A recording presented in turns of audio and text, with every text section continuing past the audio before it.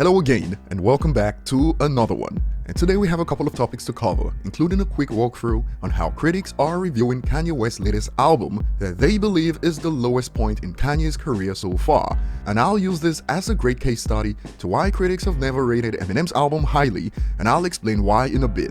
And just to make things clear, it is only today that critics claim the Eminem pre-hiatus albums are great, but that wasn't the case when those albums dropped. They mostly received 3 stars from critics at that time, and we'll get into more on this in a bit. We also have more on Eminem from latest certifications to some revelations from associate King Crooked, who took the time to respond to some questions from fans. And before we dive into this, if you enjoy content like this, don't forget to hit the like button, subscribe to the channel if you're new, and find me on social media at ETLifestyle_web.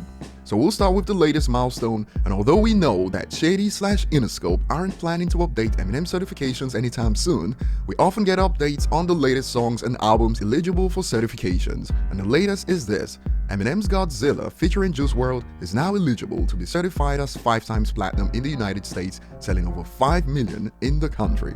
And this has caught many by surprise. No freaking way 5 times platinum 30 plus years into his career. Congratulations Interscope, you got a beast in your camp. Another Expands, a non-promoted single from a 48-year-old rapper, did that in just a year and 8 months. Fire emojis. When I say king of longevity, you say. Now, Eminem has been doing this with limited radio support since the beginning of his career. So much so for the claims Eminem hasn't had a hit in years, when Godzilla at the release of Music to Be Murdered By earned Eminem his first chart double in the United Kingdom over 2 decades after his debut. Now, moving on, Crooked answered a few questions on Twitter in the last few hours, and apart from his comments on Donda, questions like these got his attention. Crook, you think M is gonna do a gospel album next? Probably call it Debbie, that's his mom's name, so?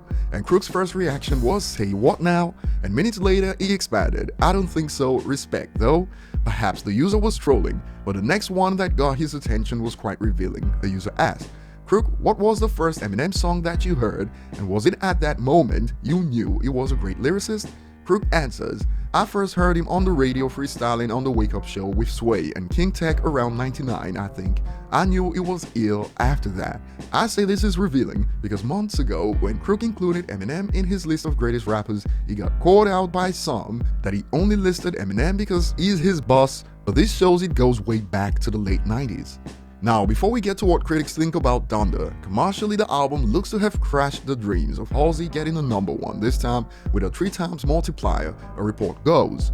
Kanye West Donda headed for #1 debut on the US albums chart with 300,000 plus first week, headed for biggest 2021 debut, more updates through the week.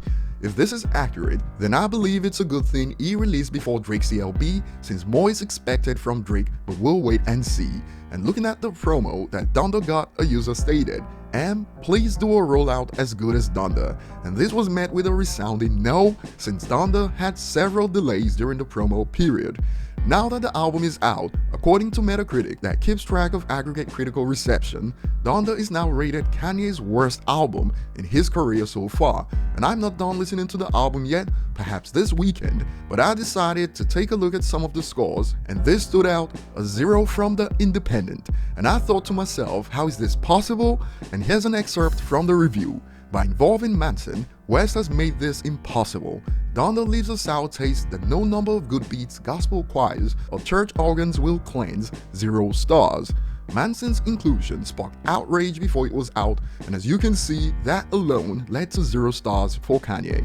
Now, earlier I talked about how the reception of Donda is a good case study that can be linked to why critics always trash Eminem albums, and that's linked to controversy. And for Kanye's career, it started when he came out to support Agent Orange, and that was it for the love relationship between him and critics, as JRK, that released after, became his first mixed reviewed album, and Donda joins the party. And as clearly stated in some reviews, it is because of the controversy surrounding the album. I remember even Revival got panned for controversial lyrics on Framed, where relapse-esque bars clearly triggered some reviewers.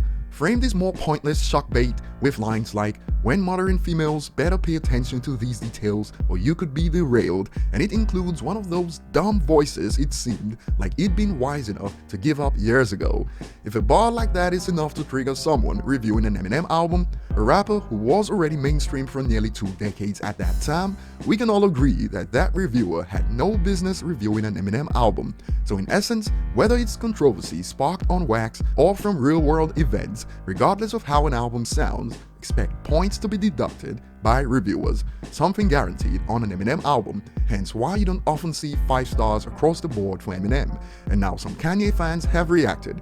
Your job is to review the merits of the music itself, separate from any bias, not to provide moral judgments. That's what critics don't understand anymore.